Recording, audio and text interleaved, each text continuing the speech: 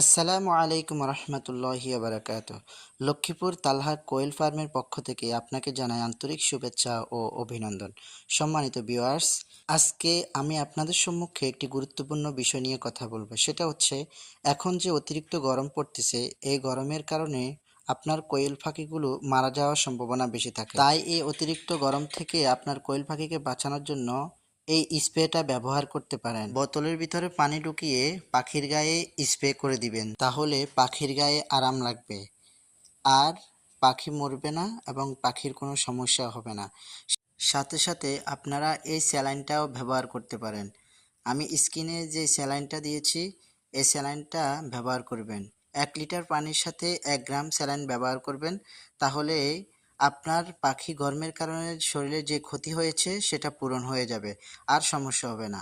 সম্মানিত ভিউয়ার্স, আরও সুন্দর সুন্দর ভিডিও পেতে চ্যানেলটি সাবস্ক্রাইব